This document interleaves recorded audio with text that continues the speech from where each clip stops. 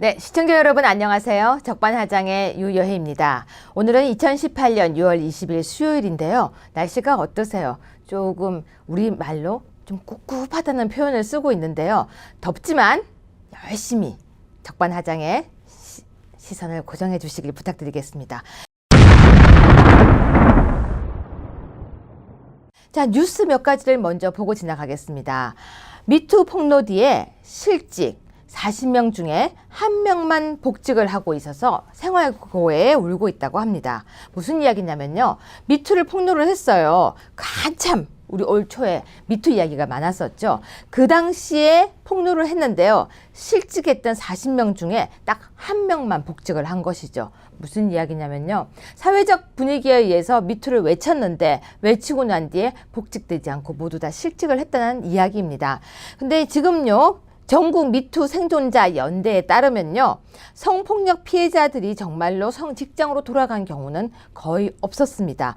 근데 너무 화나는 얘기 하나 해드릴까요? 미투의 가해자들은 너무나 멀쩡하게 직장을 잘 다니고 있더라는 겁니다. 미투가 사회적 이슈로 불거지기 시작하면서 많은 여성들은 사회가 변화하지 않을까라는 기대를 했었습니다. 저도 여자지만 사회의 변화를 기대했던 것이 어쩌면 너무나 큰 꿈이었다는 생각을 하게 됩니다. 미투는요.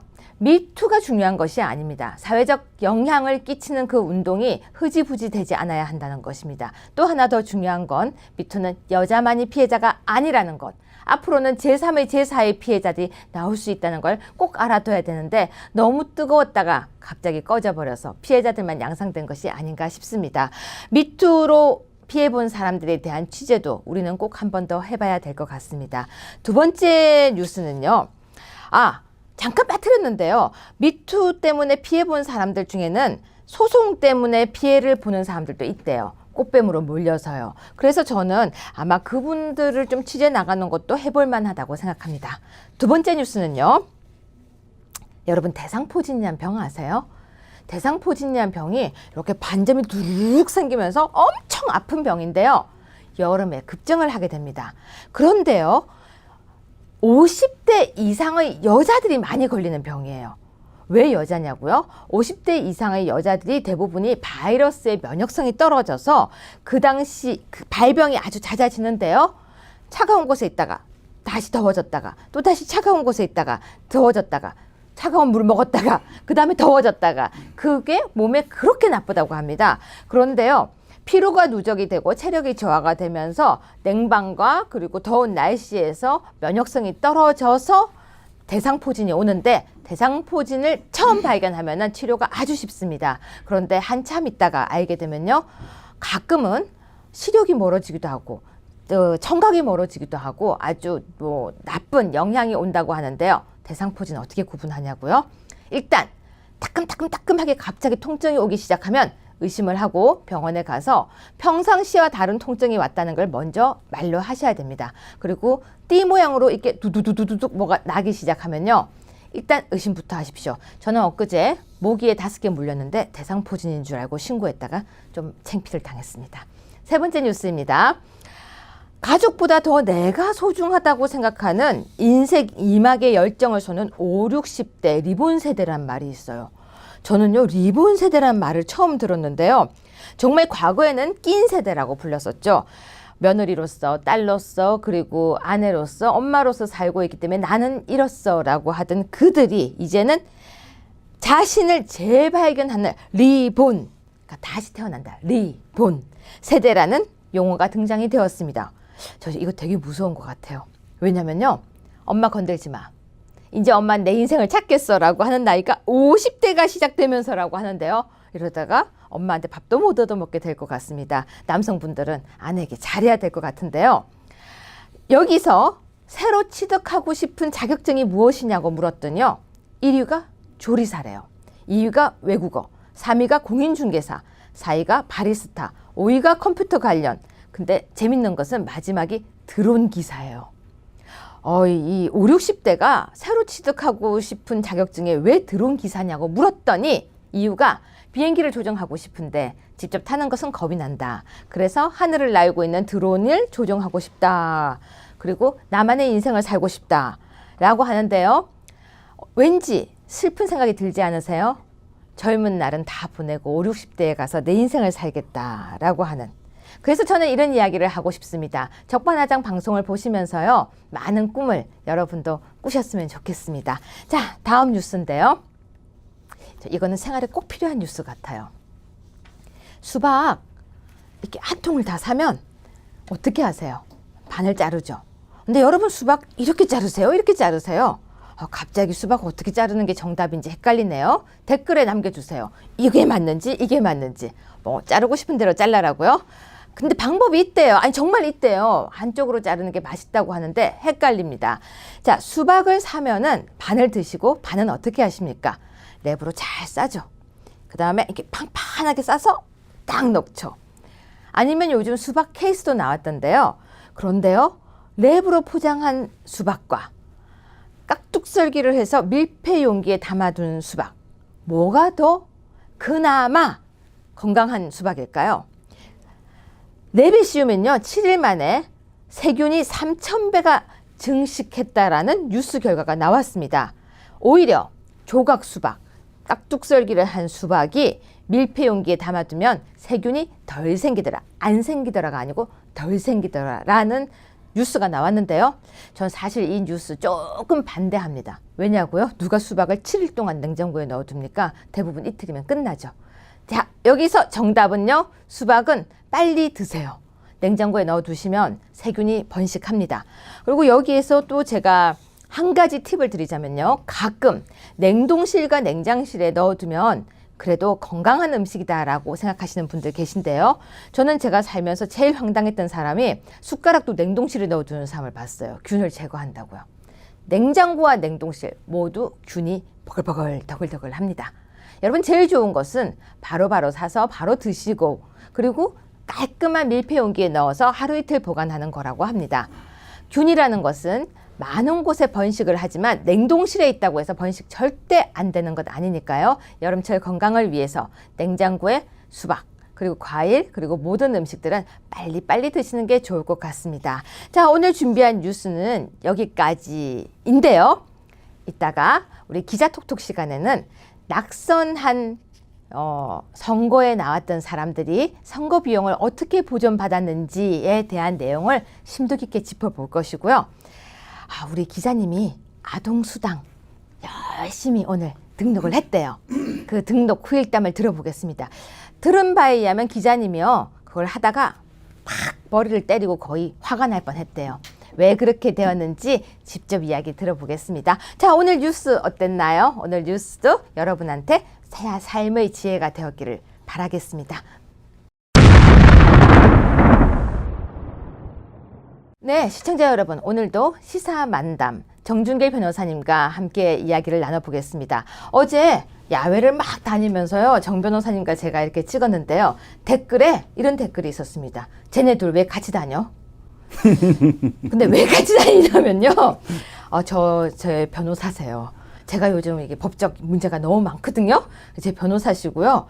사실은요, 왜 같이 다니냐고 물으셨는데, 이유가 딱 하나 있습니다. 섹트로 제명을 당해서 같이 다닙니다. 변호사님 안녕하세요. 예, 반갑습니다. 네, 왜 같이 다니냐고 그러더라고요.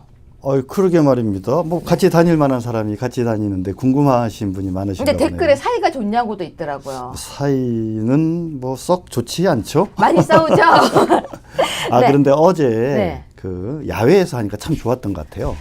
사실 되게 더웠거든요. 그래서 저희 뭐 이 방송 이제 촬영하는 것도 사실 이렇게 실내에서 하는 것도 좋지만 뭐 기회가 되는 대로 자주 현장에 가서 우문현답도 하지만 방송 자체도 좀 바깥에서 촬영을 해도 되지 않을까 그런 생각이 근데 드는데. 우리 변호사님께서 지금 우리 PD님과 여기 앉아 계신 분들을 거의 훅 보낸 거 아세요? 지금 긴장하고 계신 이 거 더운 날 봤습니다. 저거 들고 뛰면 얼마나 힘든지 아십니까? 그러니까 찬바람 살살 부는 남산에 앉아서 하는 것도 괜찮지 않겠어요? 남산에 못 타고 올라갑니까? 거기 저기 동국대학교 있어가지고요. 네. 거기 그늘도 있고. 되게 한번 좋습니다. 나가보시더니 지금 나가겠다는 의지가 굉장히 불타시는데요. 예. 저는 개가 짖어도 기차는 가겠습니다. 그렇습니까? 네. 그런데 개는 뭐고 기차는 뭡니까? 지금 방금 제가 개가 짖어도 기차는 간다고 했던 표현에서는 네네. 죄송하지만 변호사님이 갑자기 멍멍이가 되신 거고요. 제가 멍멍이가 된 예, 건가요? 기차는 제가 지금 이제 된 거죠. 지금은. 네. 그런데 네. 홍준표 전 대표가 네. 이 말을 아주 많이 쓰잖아요. 그러게 말입니다. 홍준표 대표님께서 어휘력이 좀 부족한 게 아닌가라는 홍준표 지적을 했어요. 대표님이 아니고요. 홍준표 전 대표님. 전 대표께서. 네, 정확하게 용어를 네. 쓰셔야죠. 저희가 1회에서 좀 어휘력이 떨어지시는 것 같다 그 얘기를 했어요. 아 근데 이분이 검사 출신이잖아요. 네네. 죄송하지만 검사 출신들 중에 다수들이 어휘력이 떨어지는 것 같아요. 뭐 저도 검사 출신이긴 하지만 맞는 말 같기도 하고요. 아니 보면은 변호사님도 단어 사용이 이렇게 한정적이에요. 이렇게 뭐 노랗다, 누렇다, 니리끼끼 하다 이런 색깔 아세요? 이 조서를 작성하다 보면 이게 다양한 다의적인 해석이 되는 단어를 두면 안 되거든요. 그러니까 말을 아예 감명하게. 정확한 단어를 그렇죠, 쓰죠. 그렇죠. 그래서 홍 전 대표가 많이 쓰는 단어가 있었습니다. 바로 기차와 개였는데요. 그래 언제 이런 말씀하셨는지 한번 좀 봤더니요. 아니요, 여기에 네. 오늘 기사가 하나 나온 게 있었어요. 그렇습니까? 네, 김영삼부터 홍준표, 정우택. 근데 제 이름이 왜 쓰였어요? 우리 유채고께서도 한 말씀 하셨잖아요. 제가 급수가 좀 높아진 것 같아요. 그렇습니까? 여기에. 그래서 김영삼부터 홍준표, 정우택, 유여해, 기차와 개라는 그런 기사가 나왔는데요. 네. 문득 이 기사를 본 순간 정말 기차는 누구고 개는 누군지 예. 궁금해졌어요.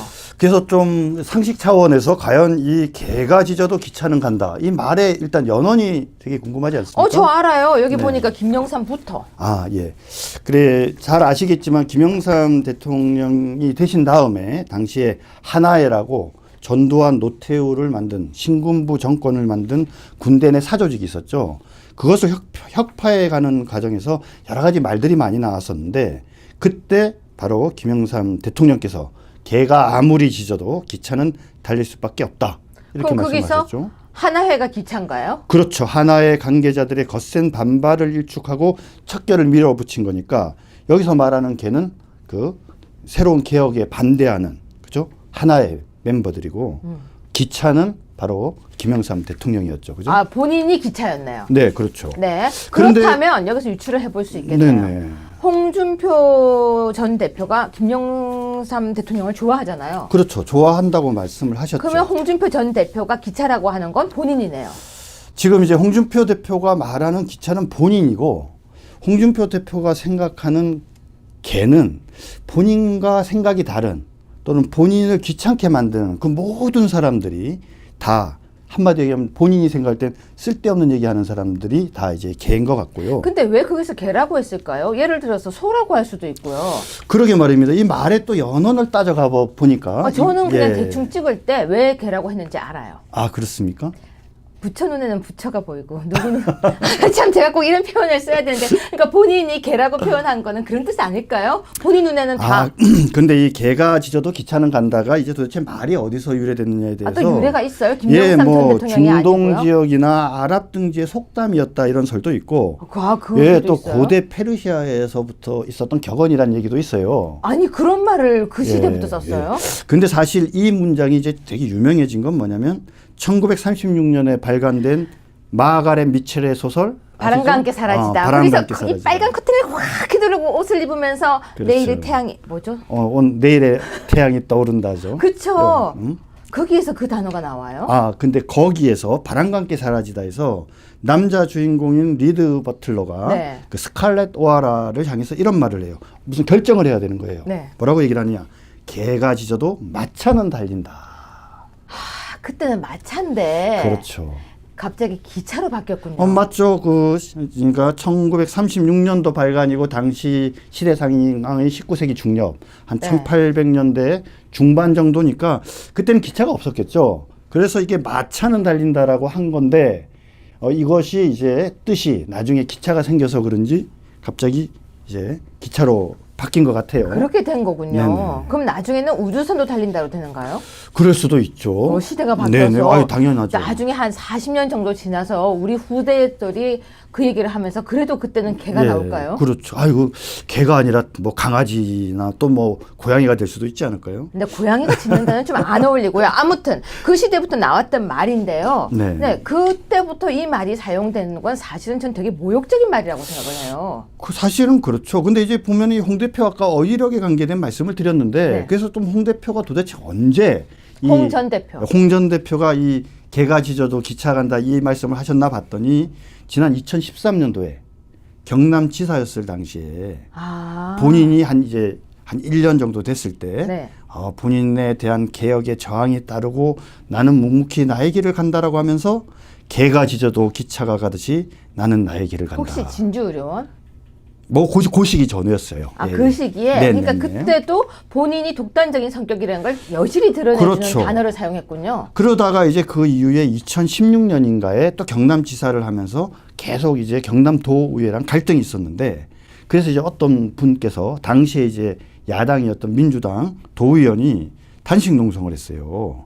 그랬다가 이제 거기서 쓰레기 운운하는 좀 약간 막말을 해가지고 문제가 돼서 그러자 그 의원이 그 발언에 책임져라, 쓰레기 발언에 책임지라고 했더니 사퇴를 요구하는 피켓을 치워달라는 이야기였다라고 얘기하면서 또 개가 짖어도 기차는 간다 이렇게 또 말씀하셨죠. 이분이 그 단어를 좀 많이 썼군요. 예, 그냥 뭐 뭔가 자기가 좀 어려운 상황, 힘든 상황이 되면 이 말씀을 많이 쓰시는데 아니, 우리 변호사님은 참 어휘력이 되게 우아하세요. 어렵고 힘든 상황이 아니라 한마디로 예. 말하면 자기한테 약간 끌리지 않거나 그렇죠. 땡기지 않거나 내키지 않거나 불쾌하거나 아니면 본인의 의사와 상대가 다른 이야기를 할 때 네. 이런 표현을 썼군요. 그렇죠. 또 이제 본인이 막말을 많이 한다라고 하니까 뭐라고 변명을 했냐면 본인이 노무현 전 대통령 자살했다는 얘기하면서부터 내가 말하는 것마다 막말이라고 한다.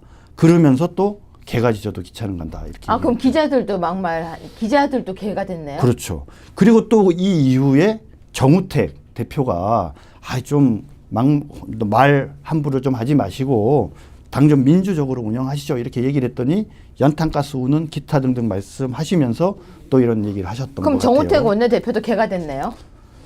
그래서 뭐 자유한국당에 개가 많아요. 근데 되게 특이한 건요. 그렇게 말을 해도 다들 가만히 계시네요. 근데 이제 재미난 게 말입니다. 정우택 대표는 뭐라고 네. 얘기를 했냐면 정우택 대표는 이 기차는 본인이 아니라 민심이다. 네. 그러면은 개는 홍준표다. 이렇게 이제 말씀을 하셨어요. 홍준표가 홍준표 전 대표가 개고 네. 기차는 민심이다.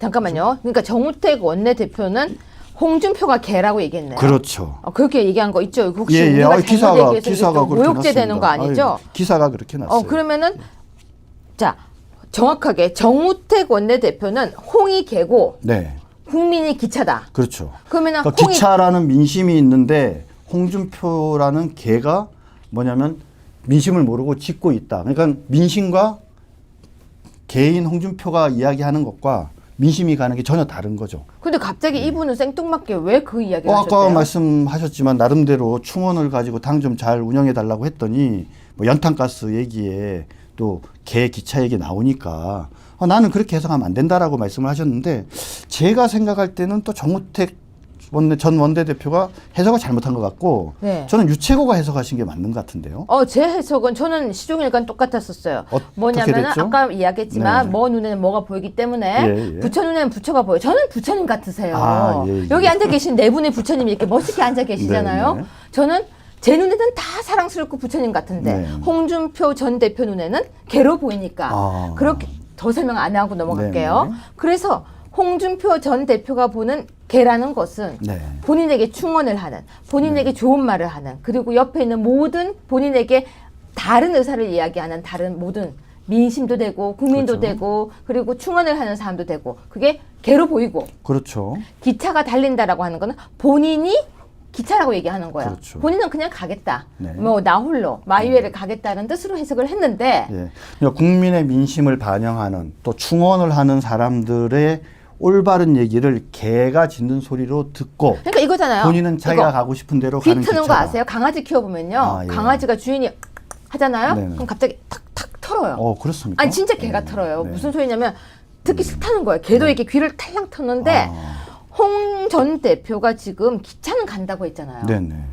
그 기차는 어디로 갑니까? 지난번에 그래서 유채고가 그 물어본 것 같아요. 제가 기차는 어디로 갑니까? 기차가 이상한 방향으로 가는 것 같은데 어디로 가냐 그랬다가 아니 홍이 하는 걸 보면 제가 볼 때 마음에 안 드는 방향으로 가는 것 같아서 근데 그러니까요. 어디로 가십니까? 네. 본인이 가시고자 하는 길은 어디 방향입니까? 네. 왜냐하면 민심은 듣지도 않아. 네. 그리고 본인이 독단적으로 해. 그리고 공천도 이상하게 해. 그렇죠. 그러니까 어디로 가십니까? 당도 사당화하고. 당은 사당화 확실했죠. 예, 예. 어디로 가라고 했더니 대답을 안 했어요. 결국은 네, 말씀하신 것처럼요. 이번에 지방선거 하면서 수렁에 빠져버리지 않았어요. 기차를 몰고 가더니 수렁에 빠져서 네네. 나갔어요. 네네. 나갔는데요. 아니 갑자기 이분이 어제 네. 변호사 되려고 하신다고요? 그런 기사가 났더라고요. 근데 이게 무슨 얘기입니까? 변호사를 등록한다는 게요. 변호사면 변호사지 무슨 등록을 또 합니까? 이제 변호사 자격을 갖게 되면 일단 변호사 자격 등록을 하고 그다음 영업을 하기 위해서는 또 별도로 변호사 등록을 하게 됩니다. 그러면 사법고시를 패스하거나 변호사 시험을 패스했다고 해서 다 변호사가 그러니까 아니에요? 사법 시험을 합격하면 변호사 자격증이 나오는 거죠. 그러면 그 자격증을 등록을 함으로써 변호사로서 업무를 하게 수 있게 그러면 사법고시를 패스하고 변호 업무를 할 수는 없는 거네요. 모 의원 같은 경우에는 사법시험 합격한 다음에 교수로 간 사람들은 변호사 자격은 있지만 등록을 안 한 거죠. 변호사로서 업무를 하겠다고. 왜요? 등록만 해놓고 있으면 되잖아요. 그러니까 겸업 금지 문제도 있고 기타 등등 또 있을 수 그것도 있으니까. 겸업에도 해당되는군요. 그렇죠. 그러면 지금 현재 당 대표를 할 때 홍 전 대표는 변호사였어요? 본인은 그러니까 변호사 자격증은 있는데 변호사업을 등록을 안 한 거죠. 그러면 휴직입니까? 휴직 상태였던 거죠. 그러면 지금 뭘 하겠다고 했는데 그래서 이제는 당대표도 그만뒀으니까 변호사를 하기 위해서 변호사로서 업무를 하기 위해서 업을 하기 위해서 이제 변호사 등록을 서울지방변호사회를 통해서 대한변협에 이제 접수를 하는 거죠. 그럼 접수를 지금 하는데 뭐가 문제인데 어째 그렇게 기사에 많이 나온 거죠? 글쎄, 이제 이런 질문을 드리고 네. 싶어요. 자, 어떤 변호사가 있는데, 변호사 등록을 하려는 사람이 있는데, 그 사람이 현재 고소 고발된 사건이 한 대여섯 건 있고, 네. 그 사건으로 형사처벌 받을 가능성이 상당히 많고, 네. 평소에 좀 막말을 하거나 이렇게 해서 주변 사람들로부터 지탄을 받고 있는 사람이 있다. 이 사람이 변호사로서 등록해서 변호사 일을 하는 게 맞습니까? 저는 이런 생각을 가져요. 저는 변호사 승패율에 대한 공개를 했으면 좋겠다고 생각하는 사람이에요. 예. 그러니까 무슨 말이냐면 몇 승 몇 패 하듯이 어느 사건에서 어떻게 이겼고가 인터넷에 공개가 쫙 되길 저는 원해요. 네, 그것도 좋은 얘기죠. 그리고 그 변호사는 과거 전적이 다 나오길 저는 원해요. 네. 그러니까 정가가 변호사는 나와야 된다고 생각해요. 네. 저는 판사, 검사, 변호사는요. 본인이 교통 범칙금 빼고는 다 나와야 된다고 생각해요. 네. 왜냐하면 여러분 법을 지켜야 합니다. 여러분 당신의 법을 지키는 수호천사가 되겠습니다라고 돈을 받고 업으로 하시는 분들이 네. 법을 지키지 않은 모습을 보인다면 저는 당연히 의뢰인이 의뢰를 안 할 거라고 생각을 예. 해요. 그래서 그렇죠. 그걸 공개를 하자는 주인데 그래서 방금 말씀하신 거는 이제 우리 의뢰인들이 어느 변호사를 선임할 건가에 관한 또 좋은 참고 자료도 될 수 있을 것 같고 그러는데, 근데 이 등록 문제로 다시 좀 돌아가서 아니요, 여기서 마저 할 얘기가 있어요. 그런데 네. 절대 변호사가 되지 못하는 직업이 몇 개가 있다고 생각해요. 뭐요? 직업이 아니라 사람? 죄명, 예. 성추행범, 성추행범.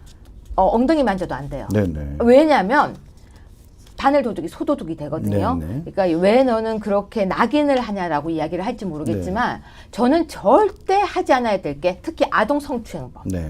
성추행범. 성추행범이라고 하는 게 광범위한데요. 그 광범위에 다 들어가요. 그리고 사기죄. 네. 사기죄. 네. 그리고 탈세범. 네. 거의 다 들어가죠. 그렇네요. 그래서 범법자는 저는 변호사 영업을 못하게 해야 된다고 생각해요. 그렇죠. 그리고 사실 변호사법 제8조에 보면은 이제 등록을 할 수 있는데 등록 거부 사유들이 있어요. 쭉 거부 사유를 보면 방금 말씀하신 것처럼 형사처벌을 받아서 일정 기간 지나지 않는 사람 또는 공직에 있으면서 이런저런 형사처벌을 받은 사람들이 이제 등록 거부 대상이 되는데 여기 질문 하나요. 네. 일정 기간 지나면 그럼 할 수 있다는 얘기죠. 그렇죠. 현재는 그렇게 그게 됐죠. 문제예요. 혹시 기억나세요? 예. 제주지검의 모 지검장은요 길거리에서 이상한 행동을 막 했단 말이에요. 네. 기억나세요? 네. 그 사람이 지금 변호사예요. 근데요, 그게 지금 등록 거부 기준에 따르면요, 문제가 안 돼요. 그러니까 이상하다는 거죠. 자, 봐봐. 법에 좀 문제가 있는 거죠. 그분이 제가 라고 그러니까 생각을 지금 했는데 홍준표 대표에 대해서도 홍준표 대표가 변호사로서 업무를 하는 거는 직업 선택의 자유가 있고 또 뭐 자격증이 있으니까 뭐가 문제냐 이제 이렇게 얘기할 수 있고요. 또 방금 말씀드린 것처럼 등록 거부의 요건이 있는데 등록 거부할 수 있는 요건이 있는데 거기에 해당이 안 되는 것도 맞아요. 그러니까 그 등록 거부 요건도 전 잘못됐다라고 지적하는 그러니까 거죠. 이제 맞는데 그런데 이제 뭐냐면 등록 거부 요건에 해당하지 않는 왜 홍준표 대표에 대해서 등록을 하는 걸 문제 삼냐 이걸 문제 이유가 제기하잖아요. 있어요. 예. 제가 아는 어떤 모 변호사는 거부 당했어요. 아니 그래서 이제 그 말씀을 드리려고 하는데 그거 해오신 법의 거예요? 이제 규정에 의하면 홍준표 대표가 문제가 안 돼요. 그럼 제가 이제 좀 질문을 드리고 싶어요. 저한테요. 예전에 판사인데 판사가 지하철에서 성추행하다가 걸린 사람이 있잖아요. 젊은 판사였죠. 예, 그 판사 변호사 등록하면 됩니까 안 됩니까? 당연히 안 되죠. 그런데 등록 거부 규정에는 해당 안 되는데요? 그럼 등록됐어요? 그 사람 등록됐어요. 예. 그 다음에 그럼 그 사람이 지금 변호사로 그 활동한다. 변호사 활동하고 있죠 지금. 그럼 어디선가 혹시 성추행범을 변호하고 있을 수도 있는 거네요. 그러니까 예를 들어서. 그렇죠. 그 다음에 또 최근에 검찰에 근무하고 있던 현직에 있었던 사람이 둘인가가 또 성추행 관계된 그런 게 문제가 돼서 사표를 냈다고 하는데 그 두 사람도 뭐냐면 변호사 등록했어요. 그리고 방금 말씀하신 제주지검장이었던 모 그분도 일정 기간 동안 좀 안 되다가 결국은 등록을 했죠. 뭐예요? 그러면 우리가 그 변호사가 누군지 모르고 가서 의뢰할 수도 있는 거네요? 그렇죠. 그러니까 사실은 뭐 의뢰인들 입장에서는 말씀하신 것처럼 우리 심정을 잘 안다 그러고 찾아가는 분도 계시겠지만 또 사정을 모르시는 분은 그분이 어떤 분인지 모르고 그냥 옛날에 현직에 뭐 고위직에 계셨던 분들이다 그렇게 그냥 소개받고 갈 수도 있는 거죠. 아니 유치원에 아동 성추행범이 유치원에 선생으로 가면 될까요 안 될까요? 그거 안 되는 거죠 그것도. 그렇죠. 네. 성추행범이 의사로 가면 될까요 안 될까요? 그것도 안 되죠. 저는 안 된다고 생각하는데 이것도 문제 있는 거 아닌가요? 그렇죠. 그래서 이제 뭐 좀 몇 가지 보여주면 옛날에 돈봉투 만찬 사건 아시죠? 네, 기억나요. 예, 이영렬, 안태근 검사장 다 검사장 잘 나가던 검사들이었는데 그만두고 그랬는데 이 두 분 안 받아줬어요. 변호사 안 됐어요? 나중에 이제 됐죠. 나중엔 됐는데 근데 이분들이 등록 거부 요건에 해당하느냐? 해당하지 않아요. 그러니까 왜? 현행법상으로는. 그렇죠. 그러니까 위법한 해서 판결이 확정되고 집행유예 이상의 형을 받고 뭐 이런 아주 제한된 요건들이 있기 때문에 안 됐어요. 자, 과거에 박근혜 정부에서 법무부 장관했던 김현웅 전 장관, 그렇죠? 근데 뭐 등록 거부 이런 게 문제가 됐어요. 그분도 등록 거부를 당했어요. 음주 뺑소니를 한 전직 부장판사가 있었습니다. 이분은 이제 변호사 등록을 거부당했는데 벌금 800만 원 나왔거든요. 선고를. 그런데 지금 등록 거부 사유에 따르면은 이분 같은 경우에는 집행유예 이상의 형을 선고받을 때나 등록 거부기 때문에 해당 안 되는데도 거부를 했어요. 왜 했겠습니까? 그러면 이분 등록 거부한 거를 대한변협이 월권한 거라고 봐야 되나요? 어떻습니까? 그렇게 따지면 월권 아닌가요? 왜냐하면 그게 규정이 없으니까요. 그리고 이런 경우도 있습니다. 양심적 병역 거부를 한 백종건 변호사라는 분이 계신데 또 여기는 또 등록 거부를 했어요. 뭐 형사처벌 받은 것도 아니거든요. 그러니까 이게 맞는지 여러분들이 잘 아는 분이죠. 각하 XX 짬뽕 발언한 이정렬 전 판사 있습니다. 이 사람 5년 동안 변호사 등록 못하다가 이번에 등록했는데요. 이 사람 같은 경우에도 뭐냐면 요건상 등록 거부 요건은 자체에는 해당하지 않아요. 자, 그러면 홍준표 대표라는 분 개인을 무조건 하면 안 된다 이런 이야기를 하는 것이 아니라 자, 과거의 여러 사례 가운데 사회적으로 크게 물의를 일으킨 사람이 변호사로서 활동하는 거에 대해서는 대한변협에서 적당한 수준에서 제어들을 해왔고 그런 판단들을 잘못한 경우에는 언론의 지탄을 받았지 않습니까? 그럼 이제 다시 질문할게요. 여러 사람들에 의해서 고소고발된 사건이 한 대여섯 건 정도는 최소한 되는 것 같고 그 다음에 평소에 막말로 많은 사람들한테 품격이 없다라고 어떤 비판을 받았던 사람이 변호사로서 활동하는 것이 적절합니까? 라는 질문에 대해서 만약에 대한변협이 이 사람은 등록 거부 요건에 해당하지 않으니까 이 사람은 등록해줘야 된다라고 만약에 한다라고 하면 제가 여러 가지 보여드렸던 사유들과 비교해 볼 때 그래도 이 사람은 해줘도 돼라고 얘기를 할까 이거죠. 근데 이런 얘기를 우리가 하면 홍 전 대표를 빙의해서 하고 싶은 얘기가 있어요. 예. 걔는 지져도 기차는 간다. 라고 할 것 같아요. 이렇게 얘기하면요. 내는 상관없다. 마차라 이러고 갈 것 같은데요. 그렇습니까? 네, 본인이 생각할 때 막말이라고 생각 안 하거든요. 네. 왜 그 이야기 기억 안 나세요? 내가 하는 건 경상도에서 그냥 흔히 쓰는 얘기다. 친근감의 표시다. 그렇죠. 라고 하고 네. 또 그분이 눈에는 제가 주모로 보인 거고 그렇죠. 그리고 성희롱할 사람을 한 거기 때문에 네. 잘못이 아니거든요. 네. 홍 전 대표가 대한변협에서 지금 변호사로 등록을 하는 과정에 이런 여러 가지 문제점들 예를 들어서 창원 빨갱이 네네. 발언 그리고 또 그 전에 국회 운영위원장 할 때 그 횡령부터 지금 고발이 돼서 문제가 되고 있고요. 네 그리고 네. 또 제가 모욕죄로 고발한 것도 있고 그렇죠. 고소한 거죠. 예, 제가 또 모욕죄로 어제 고소했고 전화 인터뷰했던 그 스님께서 그 공직선거법 위반, 그렇죠? 허위사실 공표로도 있고. 그리고 제가 또 업무 방해죄 고소도 돼 있죠. 그렇죠. 한 대여섯 개 되는 그것 말고 넘는데. 또 있어요. 뭐가 있냐면 그 지난번에 그 박선영 교육감 후보 나 찍고 왔다라고 하는 부분이 공직선거법 위반 여부에 해당하는지에 대해서 중앙선관위에 지금 신고가 들어가서 검토 중인 걸로 알고 있습니다. 그거는 결과 나온 거 아니었나요? 아직 안 나온 것 같은데 못 본 것 같습니다. 제가 보기에는 기사로는 네. 공직선거법상으로 그러니까 선관위에서는 경고 정도로 나왔고요. 근데 경고라는 거는 인정된다는 거죠. 아니 근데 그게 고발됐대요.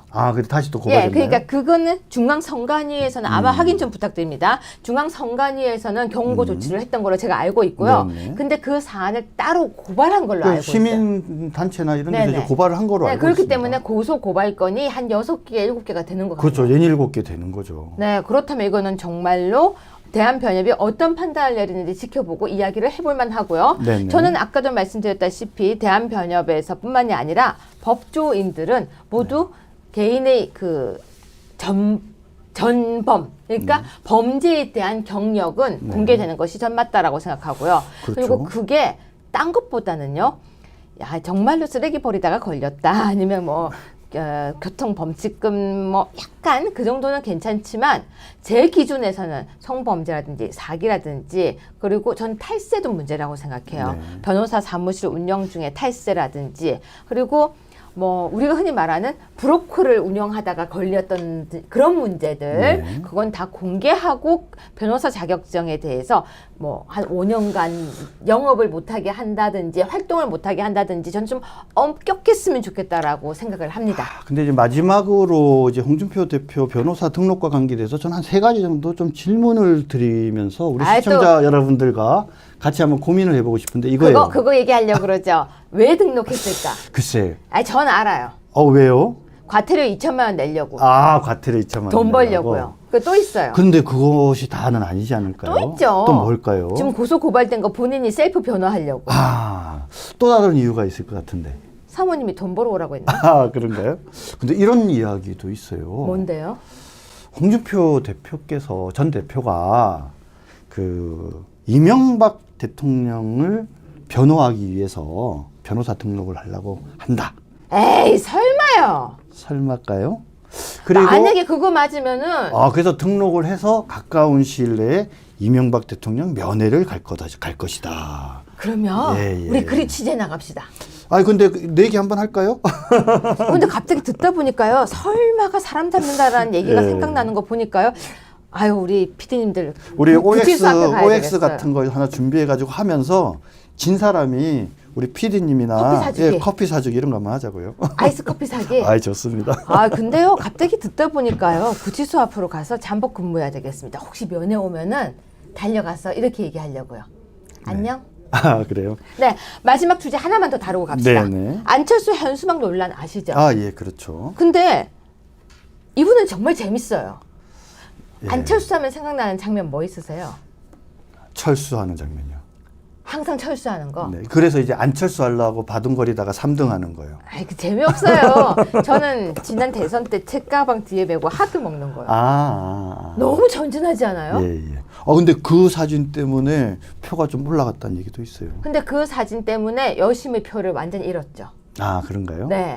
그런데 아무튼 이분은 철수의 대명사였죠. 네. 진짜로 저는 기억나는 장면이 그 과거에 여러분 이건 저거예요. 그 여의도 텔레토비라는 방송 중에 하나인데 안철수 역을 하는 텔레토비가 여러분 제가 철수 안 할 줄 알았죠. 안녕하세요. 뭐 이런 장면이 있었어요. 네.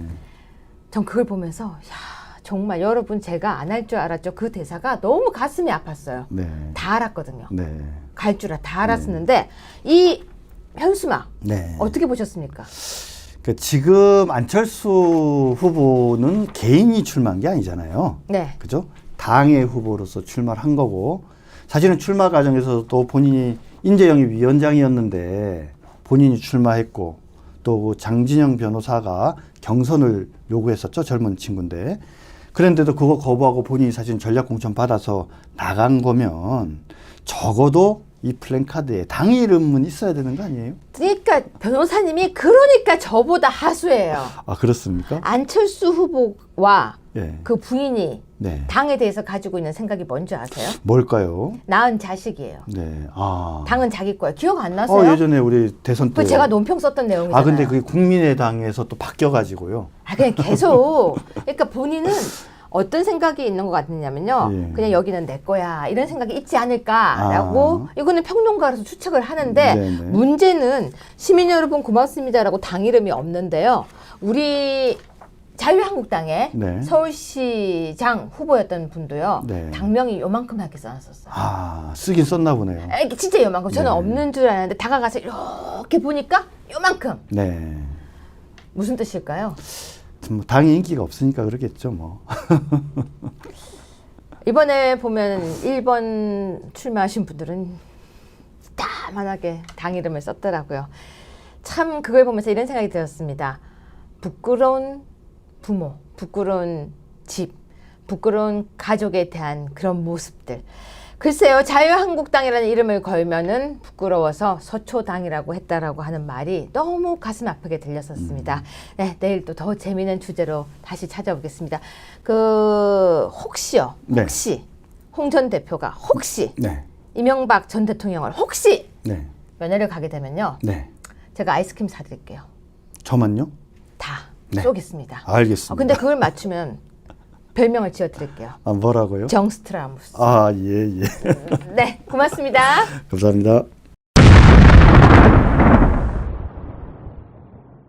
기자님. 예. 숙제 있었죠? 네. 근데 성공하셨습니까? 일단 뭐 결과적으로 신청을 했습니다. 결과적으로 신청을 했으면 이제 돈이 나오는 건가요? 돈은 9월 달부터 나옵니다. 9월 달부터 예. 받을 수 있는 건가요? 그렇죠. 어땠어요? 전체적으로 평을 할 때 뭐 편했다, 쉬웠다, 뭐 간결했다 이렇게 간단하게 평을 하자면 쉽게 시작했는데 쉽진 않더라고요.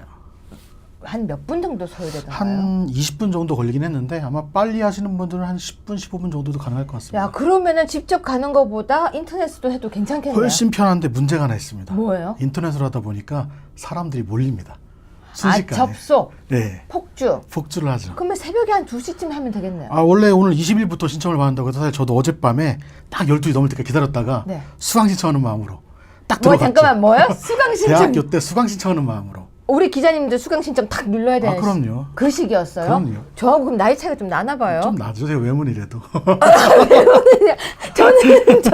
저는 이거 시대가 아니거든요. 아. 인터넷이 아니고. 예, 예. 저는 인터넷 접수 아니었어요. 저희는 인터넷 좋습니다. 수강 신청을 인터넷으로. 예.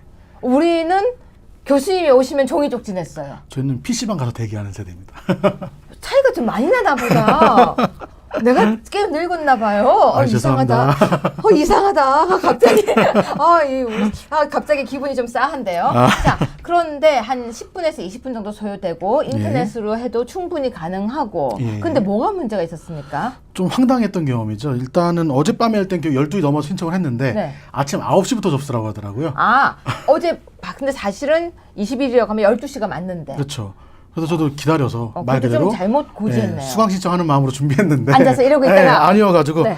이거 아니네 해가지고 12시에. 잠을 그냥 자고서 네. 출근해서 해야겠다 해가지고 회사 와서 이제 신청을 했습니다. 네. 했더니 사실 접속자는 정말 많더라고요. 많이 했어요. 보통 한 3단계 정도 들어가는데 처음에 로그인을 하니까 접속자 수가 벌써 1000명이 넘어갑니다. 동시 접속자 수가. 아침 몇 시경 들어가시는 9시 한 20분쯤 들어갔죠. 근데 벌써 동시 접속이 1000명? 예. 연말 정산할 때와 거의 똑같은 상황이네요. 그렇죠. 그래서 그래서 시간이 떠 있습니다. 총 지금 몇 명이 대기 중이라 떠 있고요. 시간이 몇 분 걸린다고 떠 있습니다. 이렇게 쭉쭉쭉쭉 가라앉으면서. 숫자가 1000단위 또 쫙 줄어듭니다.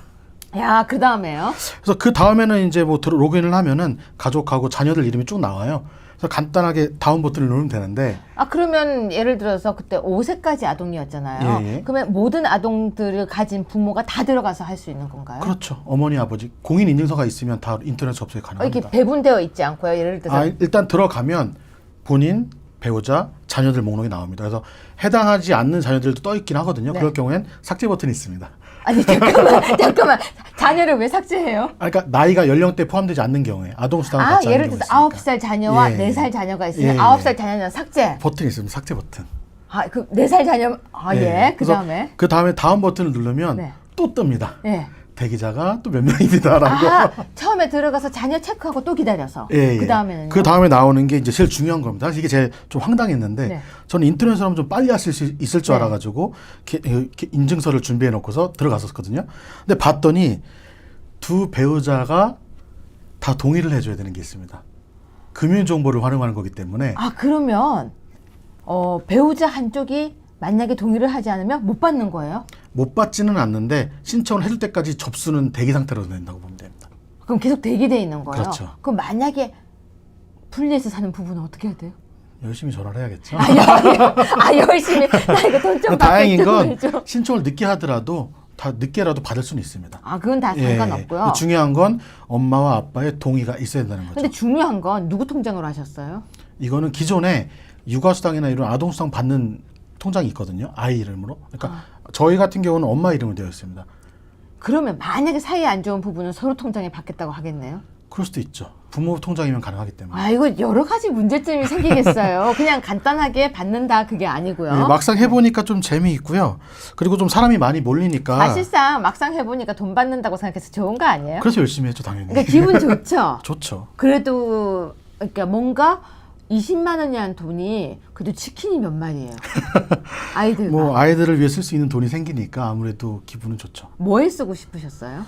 뭐 다른 거 없습니다. 뭐 일단 아이들 뭐 어린이집부터 시작해서 좀 주말엔 놀러들 많이 가니까 뭐 놀러 가는데 쓰는 것들 아니면 뭐 다 먹는 거죠. 또 나머지는 다 먹는 거요? 제가 먹는 게 아니고 아이들이 먹는 거예요. 아니, 제 표정 보셨죠? 다 먹는 거예요. 제가 애야 치킨 먹고 싶지? 그다음에 갑자기 네. 아무튼 그렇게 해서 등록을 다 하고 난 뒤에 예. 또 어디서 문제가 있었습니까? 일단 이게 또 황당한 게 뭐냐면 네. 아까 말씀드린 것처럼 접속자가 많다 보니까 튕깁니다. 그거 제일 싫어요. 모르시는 분도 있을 수가 있어요. 튕긴다는 말을. 아, 튕긴다는 표현은요, 전문 용어인데요. 다 이렇게 다 썼어요. 근데 갑자기 다운이 되거나, 그렇죠. 에러가 나거나, 로그아웃이 돼버리거나.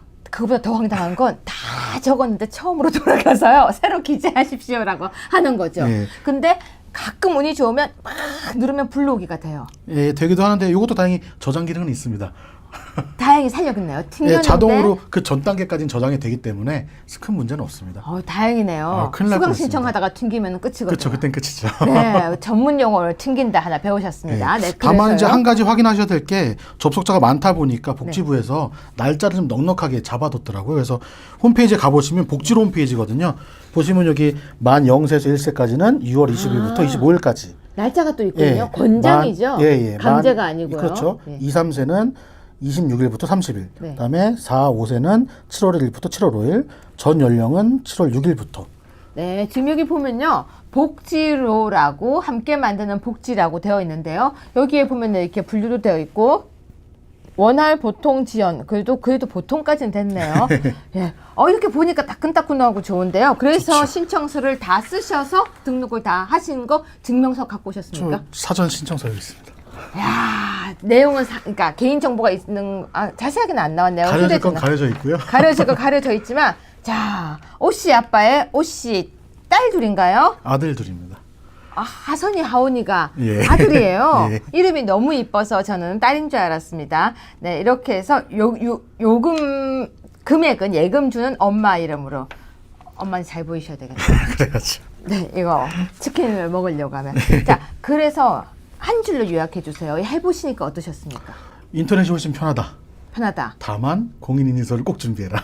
그리고 배우자의 동의를 받아야 한다. 그렇죠. 예. 그렇다면 여러분도 혹시 직접 가기 힘드시거나 아니면 직접 갈 시간을 내기 힘든 직장인들은 직장에 있는 컴퓨터에서 공인인증서를 준비하고 배우자의 동의만 받으면 하실 수 있다고 합니다.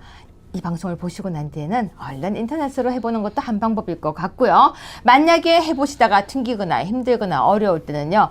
일요서울 오 기자님께 전화를 걸면 상세하게 자세하게 설명을 해주신다고 하십니다. 그렇죠? 예.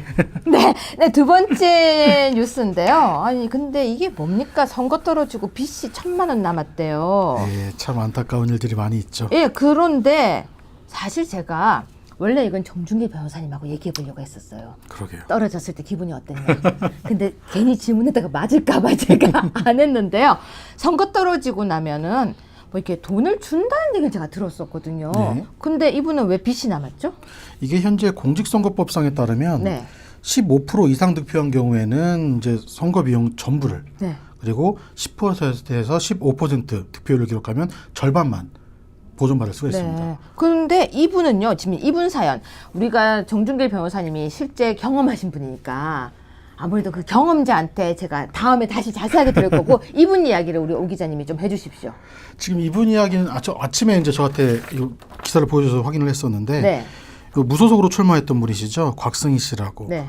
이분 이제 금천구 구의원으로 출마했던 분인데 개인 비용 말고 펀딩을 받아서 선거비로 들어간 게 1,000만 원이더라고요. 근데 이분은 그래도 돈을 적게 안 들어가신 쓰신 거죠. 분이신 안 쓰신 거죠. 거죠. 예. 네. 근데 이분 같은 경우는 투표율이 안 나와서 아예 그죠? 보전을 못 받게 된 상황인 거죠. 네. 근데 사실 이분이 1,000만 원이지 다른 분들은 이 이상 되는 금액이 더 많습니다. 훨씬.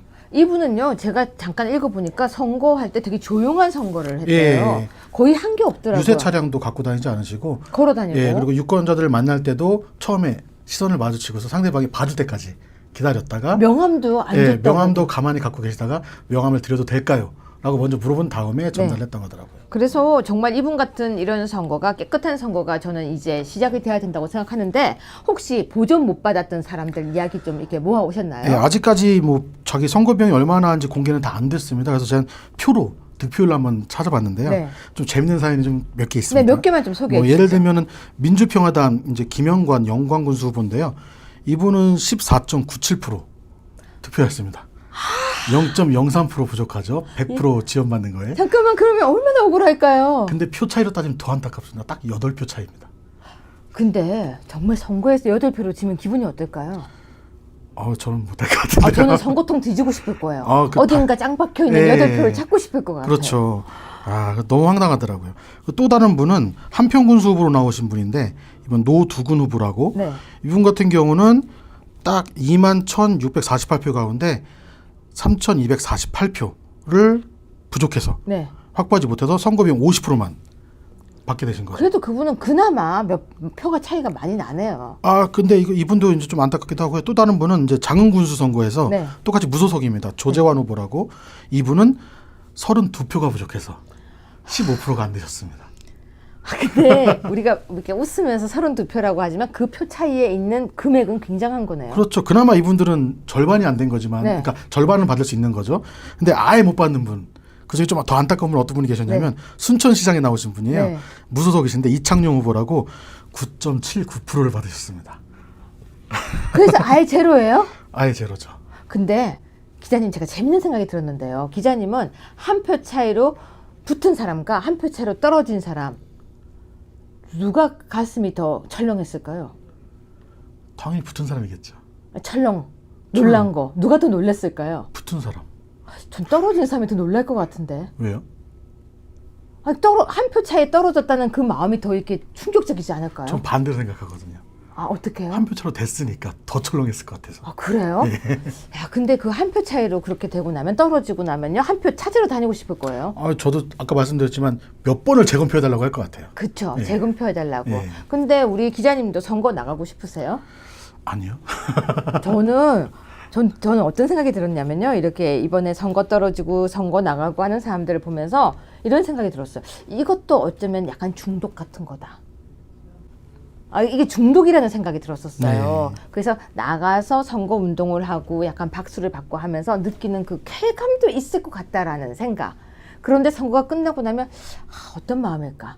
약간 이거 한번 취재해보고 싶어요. 연극이 끝난 후, 그러니까 선거가 끝난 후 그들을 취재하는 연예인들하고 거. 비슷할 것 같아요. 그러니까 그들 취재해볼 수 있을까요? 하면 되죠. 취재에 응해 주실까요? 해주실 것 같은데요. 떨어졌으니까. 한 표 차이 이런 분들 찾아다니면 어떨까요? 최근에 비슷한 기사를 준비한 적이 있습니다. 그럼 우리 그분들을 우문현답해서 나가서 왜 이제 언제 앞으로 뭐 하실 건지 이런 것도 한번 취재해보는 것도 괜찮지 않을까요? 한번 준비해 보도록 하겠습니다. 예, 오늘 그래도 이거 아동수당 다 등록해 주시고 열심히 숙제를 해 주셨는데 제가 우리 오 기자님을 위해서 다음 주에는 이렇게 다이어트 프로그램을 하나 준비하고 있습니다. 그 프로그램에 이렇게 입각해서 한번 식단을 제가 짜드리는 것만 한번 드셔보셔야 될 것 같습니다. 예. 그 전에 금요일은 먹방을 찍겠습니다. 알겠습니다. 괜찮으시죠? 예. 네, 기자님 오늘도 고맙습니다. 예. 네, 시청자 여러분. 안철수 후보는 본인이 정말 잘못했다고, 미안하다고 이렇게 현수막을 달고 미국으로 가버렸습니다. 본인이 당에 있던 정말 후보들은 15%를 넘지 못해서, 10%를 넘지 못해서 빚더미에 앉았다고 하는 기사가 나오고 있는데 본인은 미국에 가서 밥은 마음 편하게 먹고 있는지 저는 오늘의 적반하장 유분수지는 안철수 후보로 정하겠습니다. 적반하장 유분수지 안철수! 여러분 잠깐만요. 여름에 덥죠? 냉면 드시고 싶지 않으세요? 엄청나게 맛있다는 냉면집을 지금 수소문을 했는데요. 금요일날 먹방에서 보여드리려고 합니다. 먹으면요 입에서 침이 이렇게 뚝뚝뚝 떨어진대요. 머리에서는 연기가 슉 올라온대요. 그리고요 땀이 머리에서도 쏟아진대요. 자, 우리 일요 서울의 적반하장에서는요 먹방도 바로 현장으로 찾아갑니다. 매운 거 싫어하면 잘 먹을 수 있다는 오 기자님, 그리고 나는 매운 것 점은 걱정 없다는 우리 PD님, 그리고 매운 것은 싫어하는 우리 변호사님, 그리고 저 이렇게 4명이 한 명의 게스트를 모시고 5명이 앉아서 열심히 냉면을 먹어보겠습니다. 여러분 그 냉면이 어떤 맛인지 궁금하시면요 금요일 날까지 기다려주세요. 고맙습니다. 내일도 다시 찾아오겠습니다.